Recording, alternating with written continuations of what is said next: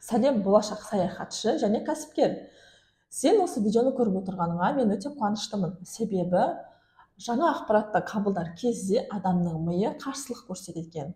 Ал сол қарсылықты жеңіп, сен осы видеоны көріп отырсың. Сен жарадың. Және де онлайн сабақтардың, курстардың 100% қатысушысының ішінде 92% онлайн курстарды аяғына дейін жеткізбейді, немесе бастамайды, ортасында тастап кетеді екен.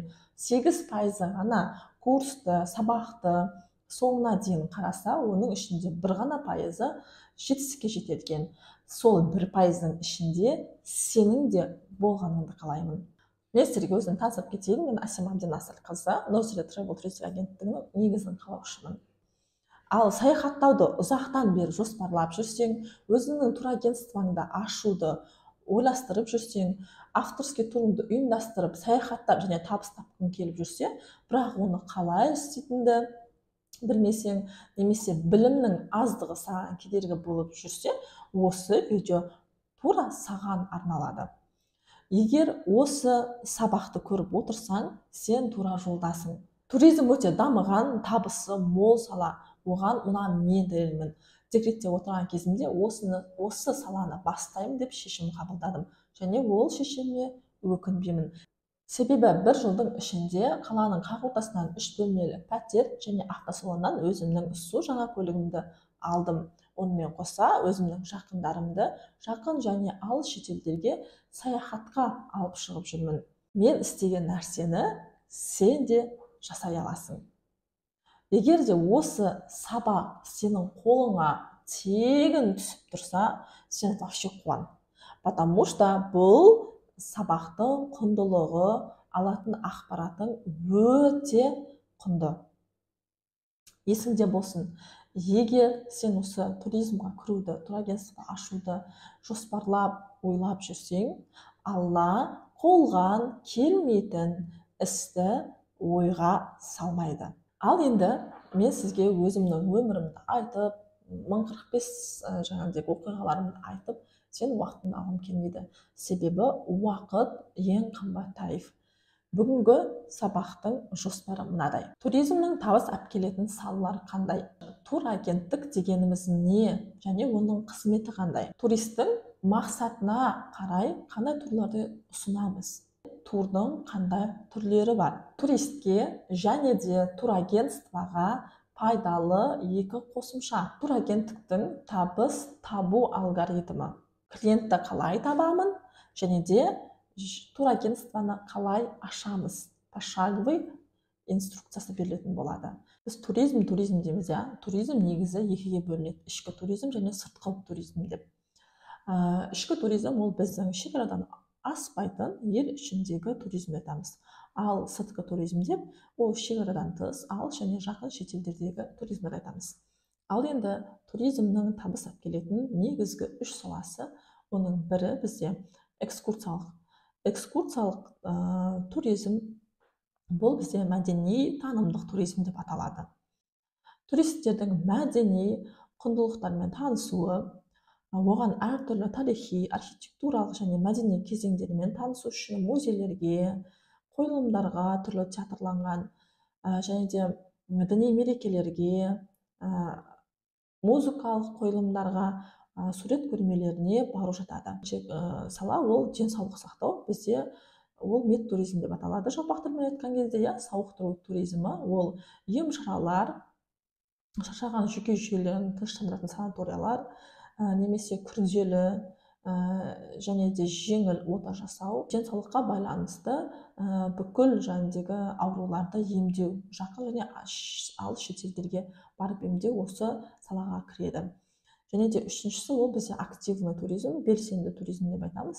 Бұл туризмға жоталарға, жорықтарға шығу, тауға өрмелеу, рафтинг сияқты, жаңағыдегі жаяу жүгіріс деп айтамыз, болмаса жаңағыдегі джип турларды біз осы белсенді туризмға жатқызамыз. Тағы да бір түрі ол бизнес турлар, бизнес триптар. Бизнес триптарды ұйымдастыру арқылы да бізде жаңағы туризмда табыс табу өте жоғары. Қазіргі кезде Қытайға, және Гуанчжоу, Иу, Шэньчжэнь қалаларына, Катынская выставка деген бар, вот соған алып бару, және де бізде Дубайға алтын сатуға алып бару. Осы 4 түрлі саладан сіз өзіңізге жақсы табыс таба аласыз. Туризмде табыс табу бұнымен ғана шектелмейді. Өзіңіздің авторский турларыңызды ұйымдастырсаңыз болады, авторлық турларды групповой тур. Белгілі бір датаға, жаңағыдегі белгілі бір елге турды ұйымдастырасыз және соған адам жинайсыз. Өзіңіз тегін саяхаттап барасыз, авторлық турда топтық, еще табыс табасыз. Сіз гид болып жүргеніңіз үшін, оларға тур сатқаныңыз үшін. Ал екінші бір түрі, жоқ, мен өйтіп шыға алмаймын, барып келетін уақытым жоқ, мен бала шағам бар дейтін болсаңыз, ол индивидуальный турлармен айналысу бар. Яғни жеке отбасылық жеке тур пакеттерді сату арқылы. Ол туралы алдағы уақытта толығырақ айтатын боламын. Ал енді бағанадан бері айтып жатырмыз, турагенттік аш, турагент бол деп. Турагенттік дегеніміз не, және турагент дегеніміз кім, оның атқаратын қызметі қандай. Вот сол туралы түсінік қалыптастырып кетейікші. Турагенттік туроператор мен саяхатшының арасындағы көпір. Яғни туроператор тур пакетті дайындап берсе, турагент соны саяхатшыларға сатады. Яғни бізге жалпақ тілмен айтқан кезде туроператор киімді шығаратын фабрика болса, турагент соны сататын магазин. Тура және киімді сату арқылы сіз пайда табатын болсаңыз, турагенттікте турларды сату арқылы, турды ұйымдастыру арқылы пайда таба алады. Туристік агенттіктің қызметі қандай? Туроператор қалыптастырған, яғни жинақтаған туристік өнімді жүзеге асыру және оны сату болып табылады. Жалпақ тілмен айтқан кезде біздің туристарға турды ұйымдастырып беру, оны сату, ол туристардың сол жаққа орналасуы, барып келуін турагенттік ұйымдастыратын болады. Соның қызметіне кіреді. Енді қараңыздар, 2015 жылғы Қазақстан Республикасының заңнамасына сәйкес туроператорлар лицензиямен жұмыс жасау керек. Ол туроператорлар ішкі туризммен айналса да, ішкі туризмге арналған лицензия керек, және сыртқы туризммен айналса да, сыртқы туризмге арналған лицензия қажет. Ал енді қазір барлығы айтады, сіз маған турагентство ашатын кезде лицензия алып беруге көмектесесіз ба дейді. Бұнымен шатастырмаңыздар.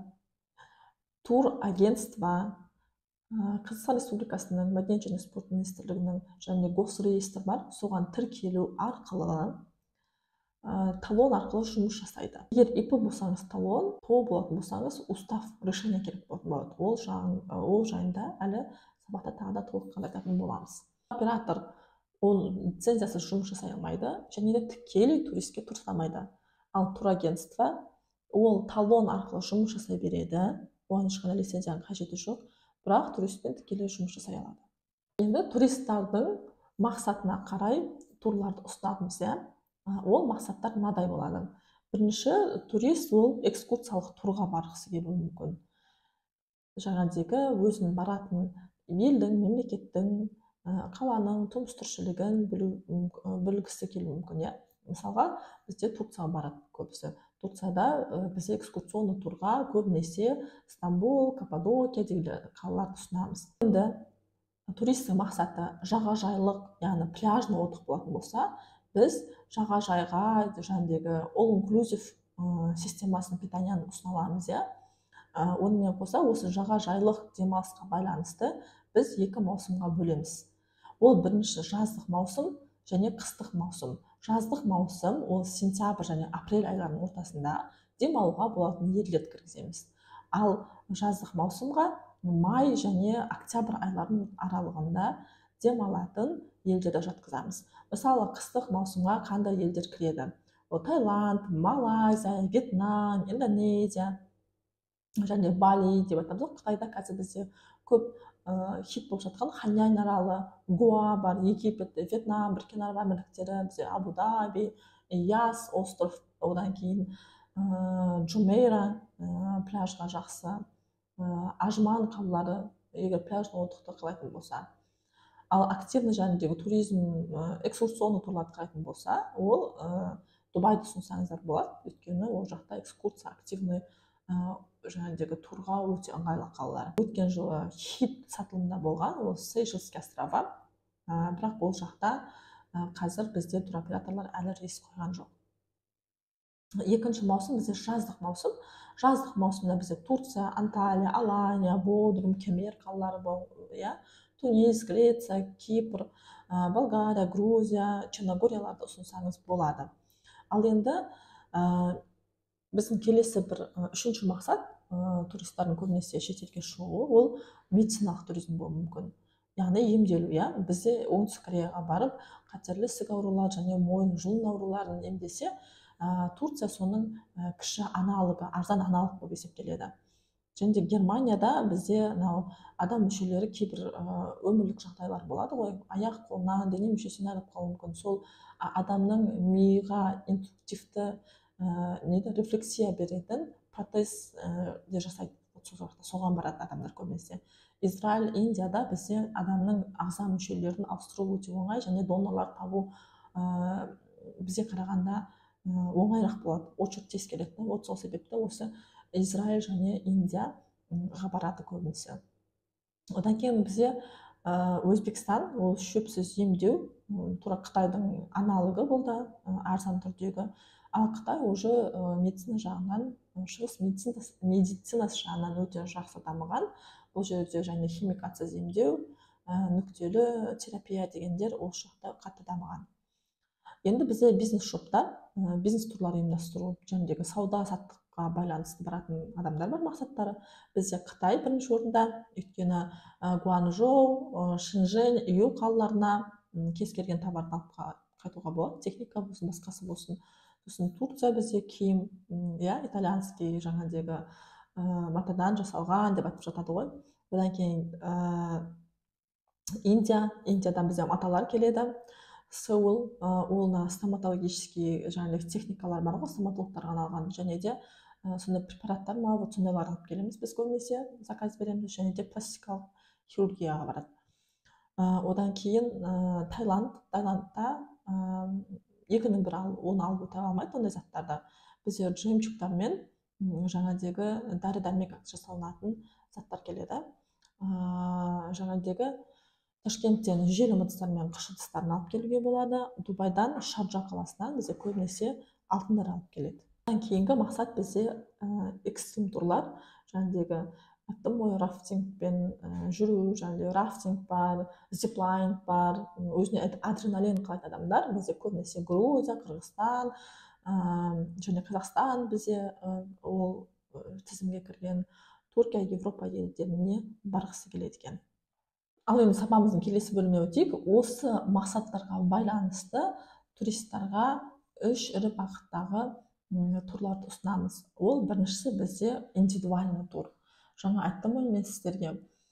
Егер сіз жаңағыдегі туристарды ұйымдастырып, олармен бірге шетелге барам, келем, өйтіп жүре алмаймын десеңіз, индивидуальный тур ұйымдастырсаңыз болады. Біз сіздерге сол жақтағы біз жұмыс жасайтын қазақ жігіттерінің қыздарының номерін береміз, әр елдегі. Вот сол кісілерге доплатасымен бірге экскурсияға шақырмаса, экскурсияның бағасын өздері төлеп келсе болады.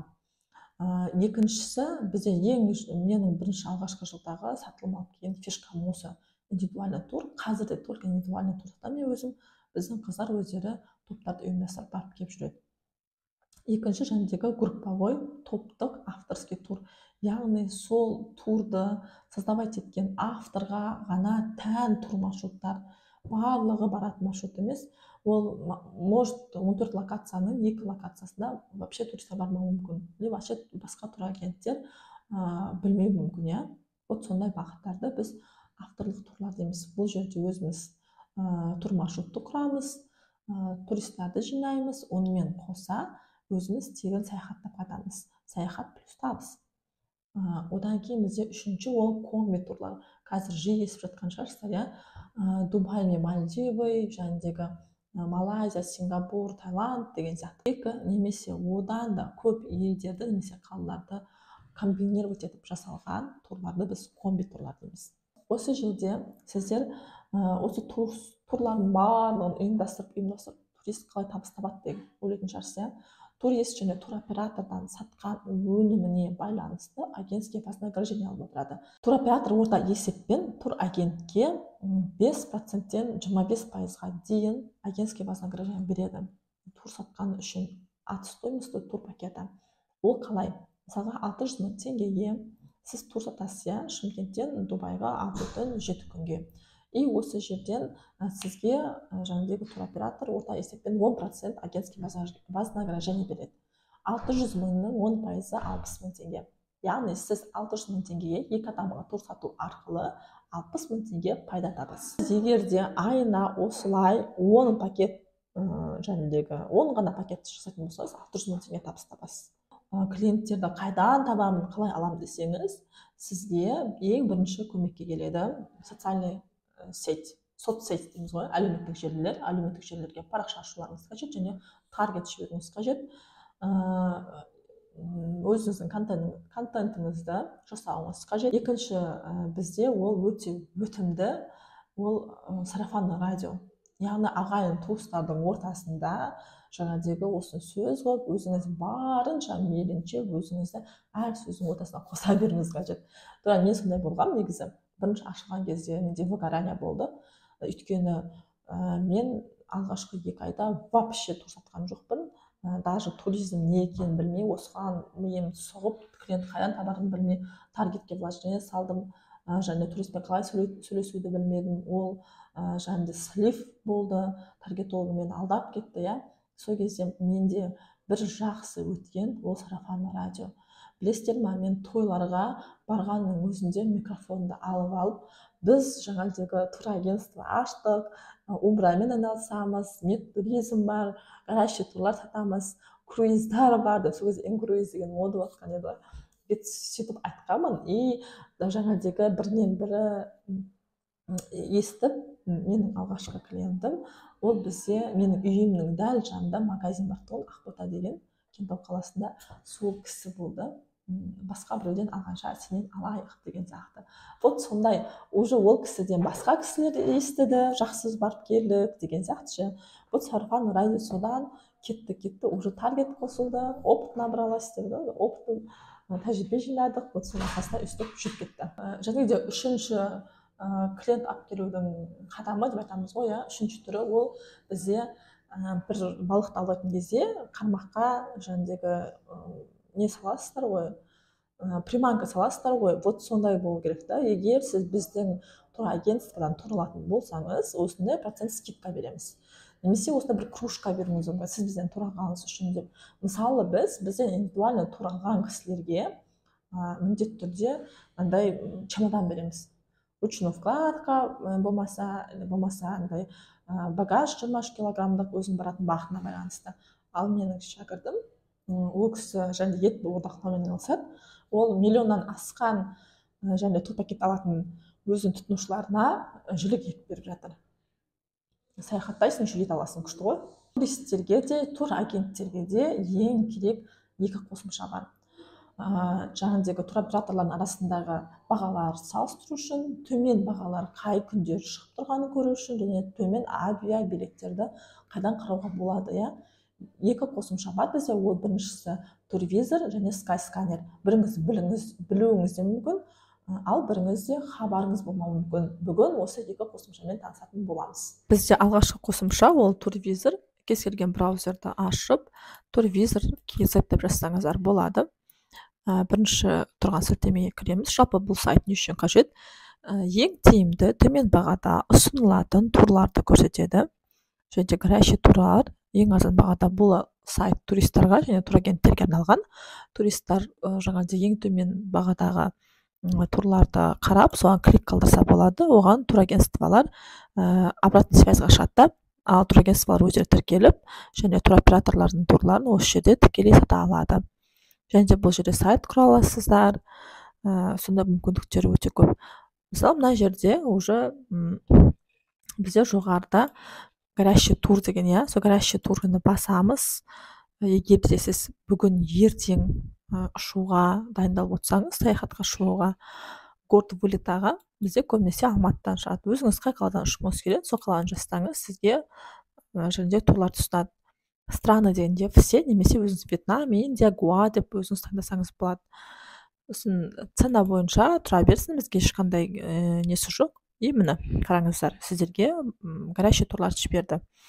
379 мың теңгеге Фуджейраға, Объединенный Арабский Эмиратыға 11 түн 12 күнге бізге 11 ноябрь кешіріңіздер, 6 түн 7 күнге завтрак қосылған 2 адамға 12%-пен скидкамен сіздерге тур шығып тұр. Енді осының үстін басатын болсақ, осы отель туралы, тур туралы полный ақпарат аламыз. Отельдің атауы, бізде отель жайлы, об отель десеңіз, отель жайлы ақпараттар шығады. Ол 2013 жылы құрылған екен. Ішіне не бар, отзывтары, картасы барлығы шығады. Және де мына жердегі тұрған ценаның жанындағы тұрған кнопканы басатын болсақ, бізде қай туроператор ең төмен баға беріп тұр, соны көрсетеді. Бізге Пегас туроператоры чартерный рейс Дубай Алматы промо прайспен беріп жатыр екен. Стандарт номер 2 адамға 379 мың теңге. Енді осының үстін басатын болсақ, бізге рейс туралы ақпарат шығады. Бұл жерде рейс туралы ақпарат жоқ екен, оны менеджерлардан сұраңыз дейді. Осы жерде сіздерге айтайын, бұл жерде көрсетілген баға нақты баға болмауы мүмкін, потому что мына жерде рейс қосылмаған, бұл рейсқа бөлек баға алынуы мүмкін. Ал енді өзіміз белгілі бір бағытты білеміз, қай қаладан шыққымыз келеді, қай датаға шыққымыз келеді. Бұл сондай болатын болсақ, ондай кезге тур қарайтын болсақ, поиск тур дегенді басамыз. И горды вылетта бізге Шымкент жақын, көбінесе негізі бірақтан турларды через Алматы сатамыз, потому что вылет ол жақта өте көп. И қай елге барғысы келеді, мысалға Дубайға барғысы келеді дейді. Датасы бізге ноябрь, қай айдың қай күнінде қандай цена бары осы жерде көрсетіліп қойған. Мына жерде бізде рубльда тұр, төменге түсеміз да бюджет деген жерден біз теңге деген таңдаймыз. Одан кейін датаны қараймыз, мына уже теңгемен көрсетіп тұр. Бізде ең арзан баға 2 ноябрьге беріледі екен, 134 мың теңге. Ары қарай 260, 232, 227 мың теңге ноябрьдің жанындегі 30-на бар екен. Давайте бізге жақынырақ дата болсын, екісін қарай салайық. И қанша түнге? Бізде, как обычно, 4 түн, 6 түн, вот сонда 14 түн деп кетеді. Давайте 4 түнге қарайық. 2 взрослыйға, отельдің жұлдызлығын таңдасаңыздар болады. 3 жұлдыздан бастап, енді 5 жұлдызға дейін қарасаңыз болады. Бізде орта немен біз 4 жұлдызын аламыз. И мына жерде любой қаланы таңдасаңыздар болады. Бізге Дубай керек. Абу Дабиге барсаңыздар да болады, Ажманға, Расалхаймға, Фуджейраға, Шарджаға барсаңыздар болады, уже пляжный отдықтар. Енді бұл жерде тип питанияға біз бебе таңғы ас керек. Рейтингқа мен негізі 4-те 5 қалайтын тұғым, көбінесе сіздерге шамалы жеңілірек баға ашу үшін 4.00-ді қаласақ болады. И услуга отель біздің отельдің көрсететін қызметтері. Ол Wi-Fi болу керек, немесе первая береговая линия, песчаный пляж деген сияқты вот сондайларды өздеріңіздің қалауларыңыз бойынша таңдасаңыздар болады. Одан кейін бізде мына жерде отель атаулары тұр. И мына жерде біздің туроператорлар сол жаққа тур жасайтын Фансан, Компас, Пак, Групп, және Селфа Travel, Voyage. И найти тур дегенді басамыз. И сізге подборка жасап береді. Қазір көрейік. Лейла. Так, осы отельге 4-те 3 екен отзывтары. Дейрада орналасқан, ол 558 мың теңге 2 адамға. И осыны бассақ ценасын қай туроператор беріп тұр? Бізде Компас беріп тұр, Эмиратыға Шымкенттен ранее бронированиемен беріп тұр екен. Енді осының үстін бет басатын болсаңыз, қандай рейс шығып тұрады, значит бұл нақты, Енді осыны іздеп көрейік біз. Біз неше теңге жанындегі, егер турист болсаңыз, сіз заявка на тур деп тасап кетесіз мына жерге. И турагентстволардың офистарын көрсетіп тұрады мына жерде ше. Бір тіркелгені міндеті кереметі сол дейміз ғой. Ал егер де сіз турагент болсаңыз, осы 558.000 теңгелік турды сату арқылы сіз неше табыс таба аласыз, иә? 558.990 теңгелік турымыз, бұл жерде бізде 559.000 жаңағыдегі 61 теңге, иә, минус плюсы болады оның. Жаңағыдай айтып ескерттім сіздерге, бұл нақты баға емес, потому что ол жерде рейстің номері көрсетілмеген. Бұда көрсеткенімен жаңағыдегі шамалы енді ауытқулар болып тұр. Ена сарыны бассақ, бізге неше орын қалғаны көрсетіледі. Бізде 6 орын, барарда екі қайтарда 9 орынға орын бар екен. И бізде осы 559.000 теңгеге турды сатсақ, біздің агенттер 55.906 теңге пайда табыс табасыздар. 10% от тура, иә, 55.906 теңге табыс табады екенсіздер. Ары қарай өздеріңіз қарап, жаңағыдегі турларды осылай подборка жасай берсеңіздер болады. Енді бізде келесі сайт, ол екінші сайт, Skyscanner. Кәдімгідей Skyscanner деп жазсаңыздар шығады. Міне, бірінші тұрған сайт Skyscanner. Бұл жерде біз ұшақ билеттерін, жаңағыдегі қай авиакомпания төмен беріп жатыр, вот соны қарай аламыз. Бұл жерде де трансфер, жаңағыдай отель таңдай алсаңыздар болады. Қараңыз, бізде қай жақтан шығуға болады, иә? Қазақстанның кез келген қаласынан болуы мүмкін, иә, или Алматыдан деп алсаңыздар болады, Алматы тек и куда барғыңыз келеді. Біз енді қазір әлем бойынша ең төмен баға қай жер көреміз, иә, вот сол үшін поиск везде дегенді басамыз. И туда дейді, қараңыз, конкретный дата бар, и гибкий дата бар. Конкретный дата деген, мысалға, қай күн ұшасыз, нақты күні. Ноябрьдің күні ұшам, ноябрьдің 11-іне и 16-сына қайтам болды. Осы датаның арасындағы маған ең төмен баға керек деген болады. Болмаса гибкий график. Гибкий графикта бұл осы белгілі бір айдың ішіндегі жаңағыдегі ұшақ бағалары. Біз көбінесе гибкий графикті таңдаймыз. Енді бір нақты болмаса, иә, біздің туристердің шығатын даталар, ноябрь, бізде ноябрьді көрейік. Осы жерден применить дегенді басамыз. Бір адамға обратный керек емес бізге. Поиск дейміз. Қазақстанның өзінің ішінде сіздер 8.300 теңгеден бастап ұша алады екенсіздер. Бізде қай жаққа? Алматыдан Шымкентке, одан кейін Түркістанға 13.000 теңгеге, Таразға 15.964 теңгеге, Астанаға 16.141 теңге, 71 теңгеге осылай ұша бересіздер. Мысалға, бізде Түркістанға қалай келеді екен? Ең төмені 13.770 теңге болып тұр екен. Вот соны көрсетіп жатыр. Міне, даталарға ғой, 12-сіне. Ал енді сіз бізге Қазақстанның іші керек емес, бізге зарубеж керек дейтін болсаңыздар, міне, Қырғызстанға 34.000 теңгеден, Өзбекстанға 36.000 теңге, Эмиратыға 45.000 теңге, Грузияға 50.000, Турция, міне, осылай өздеріңіздің бағаларыңызды көре берсеңіздер болады, төменге қарай түсіп. Болмаса, мысалы, Южный Кореяға баратын болдық деге, 114.000 теңге дейді. Осыны басып, қараңыз, Сеулге 114.000 теңгеге баруға болады екен. Осыны басамыз, и бізге қай авиакомпания беріп тұр бұл бағаны? 9 ноябрь күнгі екен, найти билетте басамыз. И бұл күні бізге Air Астана беріп тұр бағаны. Оптимальный и самый дешевый цена деп тұр. Самый дешевый ценаны басатын болсақ, біз Air Астана 3 пересадка болады екен. Ол Қытайда, одан кейін Қытайдың Тайюан қаласында және де Циндао қаласында. Сосын Үрімжіде, Үрімжіге барамыз, Алматыдан, Үрімжіден Тайюанға пересадка жасаймыз, Тайюаннан жәндегі Циндаоға пересадка жасайтын болады екенбіз. Бұл 120.000 теңгелік билет. Ал егерде оптимальный цена таңдайтын болсаңыздар, ол 5 сағат 50 минутта прямой жаңағыдегі рейспен бара аласыздар. Бізде авиакомпания Air Астана 217.000 теңгеге. Посмотреть деп бассаңыз, қай сайт бізге төмен баға беріп тұр? 217.000 теңгені Bravo Fly беріп тұр екен, сосын Trip.com, MyTrip, эйр астананікі 220 мың теңге.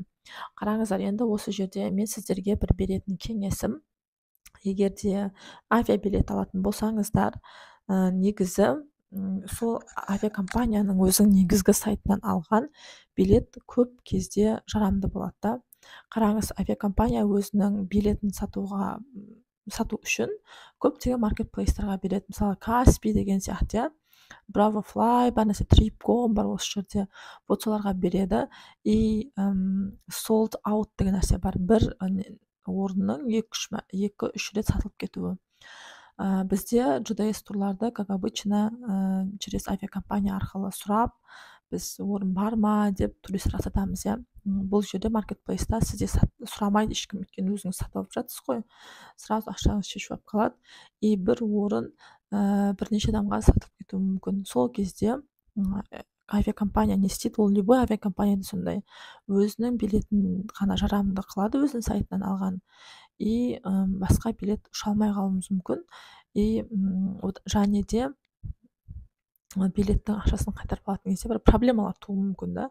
Сол үшін қанша қымбат болса да, енді 5-10 мың теңге ғой, бір 100-200 мың теңге емес, ортасы Air Астана авиакомпаниясының өзінен алған жақсы.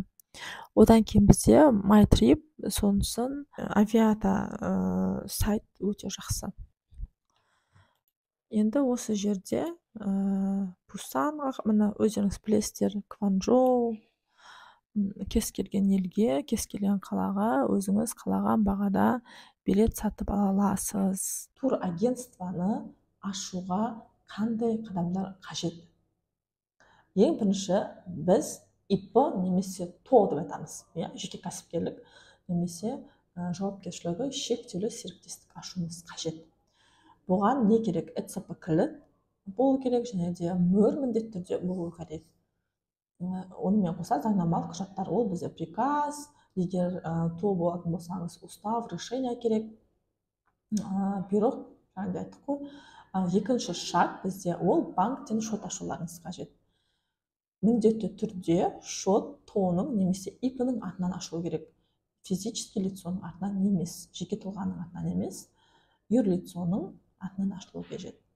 Және де үшінші бізде кассовый аппаратта. Енді кассовый аппаратта бізде қазір кассаға тіркеп, бұнда веб-касса деген болады. Қазір тек қана жаңағыдегі Каспи Пэй болса Каспи Пэй, немесе онлайн банк болса онлайн банк, сол жерге өзіңіздің кассаңызды тіркеп, сразу налоговый отчетын өпсеп қойсаңыз болады. Арнайы бір кассовый аппараттың алудың қажеті жоқ.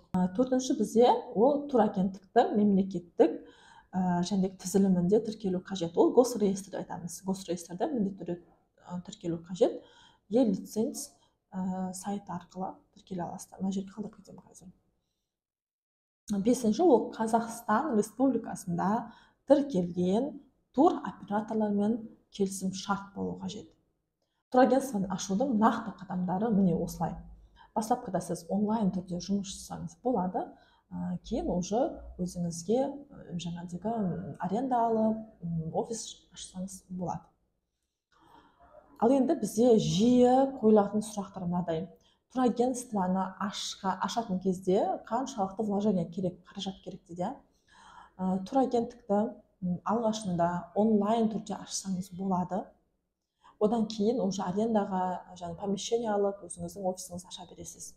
Бірақ қаражат примерно мөр-жүзатуға кетеді. Бір жақта 7 мың теңге, басқа жақта бір 8-10 мың теңге шығар. И таргет, яғни әлеуметтік желілерді ашып, таргет жіберуіңіз қажет. Бастапқыда сол, егер таргет болып болсаңыз, сіз вообще күшті, сізге жақсы фишка. Екінші қойылатын сұрақ, ИП немесе ТО-ны міндетті түрде ашу қажет па? Иә, міндетті түрде ашуыңыз қажет. Егер ИП-ңіз сіздің атыңызда болатын болса, ИП-ңіздің жаңағыдегі атын ауыстырып, ОК-етін ауыстырып, жұмыс жасай берсеңіз болады. Егер сізде ИП істеп тұрған ИП, оның ОК-етін ауыстырамайын десеңіз, ТО ашуыңыз қажет болады. Одан кейін турагенттік қандай режимда жұмыс жасайды деп сұрақ қояды көбісі. Турагенттік общий установленный режимда жұмыс жасайды. Ол упрощенка деп айтса, вообще сенбеңіздер. Егер сіз ТО болатын болсаңыз, таза пайданың 20%-ын төлейсіз, ал ИП болсаңыз 10%-ын төлейсіз. 3% налог деген жоқ. қараңыз, сіз 600 мың теңгеге және тур саттық, 60 мың теңгесінің доходыңыз 600 мыңнан емес, сіз мынау 60 мың теңгені өзіңіздің таза пайдаңыз деп көрсетесіз. Ол үшін сізде актив выполнена работа болады туроператормен. Осы 60 мың теңгенің ішінен 20%, егер ТО болсаңыз 12 мың теңге, ал ИП болсаңыз 6 мың теңге налог төлейсіздер. Төртінші сұрақ, бізде тіл білу міндет па? Мен орыс тілін білмеймін, мен ағылшын тілін білмеймін дейді. Сізге тіл білу міндетті емес. Тіл білсеңіз, конечно, өзіңізге плюс қой, жақсы. Ал жаңағыдегі ағылшын тілін біліп, орысша сайрап тұр деген ешкім жоқ, потому что сіз үшін туроператорлар мамандары бар шетелмен байланысатын, және де сіздермен байланысатын, тіпті қазақ тілінде жаңағыдегі договорлар жасап, сіздермен қазақ тілді менеджерлерді іске қосып қойған. Бесінші сұрақ, ол мен бірден миллион тауып кетемін ба дейді да. Мүмкін. Мен иә жоқ деп те айта алмаймын. Бірінші, Алланың сізге берген ризығына байланысты, сіздің еңбек етуіңізге байланысты. Сіз қалай еңбек етесіз, солай өз нәтижесін аласыз. Жоғарыдағы айтылған ақпараттар саған пайдалы болды деп ойлаймын. Және де сыртқы туризмнан бөлек, сіз шетелден біздің елге туристер алып келгеніңіз үшін мемлекет сізге субсидия беретіндігін білесіз ба? Туризмда табыс табудың жолдары өте көп және оңай. Ең бастысы, сенің ынтаң мен ақшаға деген аппетитіңе байланысты. Осы сабақ арқылы сен өзіңнің кәсібіңді бастап кетсең, мені хабардар етуді ұмытпа. Ал егер көмек керек болса, міндетті түрде саған көмек беруге дайынмын. Турагенттік ашу бойынша мен саған сабақ дайындап қойдым. Прямо от и до. Курстың бағдарламасын және құнын білу үшін менеджерге жаз. Мен қазір қысқаша түрде курс туралы ақпарат беріп кететін боламын. Бұл курста не үйренесің? Қонақ үйлердің классификациясы, тамақтану концепциясы, қонақ үйлердің категориялары, не үшін оларға жұлдыздық беріледі, қай елге барғанда қанша жұлдызды қонақ үй алуымыз қажет. Одан кейін туроператорлар дедік, сенімді туроператорлармен қалай договор жасаймыз, электронды түрде қалай жаңағыдегі доступ аламыз, өзіміздің жеке кабинетпен қалай жұмыс жасаймыз, турды қалай брон жасаймыз, турпакетті страховканы, туркодты қалай шығарамыз, соның барлығы біздің курста айтылатын болады. Мен өзім курсыма прогрев жасамаймын. Целевой аудитория өзін нақты шешім қабылдаған, мен туризммен айналысамын, мен өзімді осы туризм саласынан көре аламын деген адамдар керек.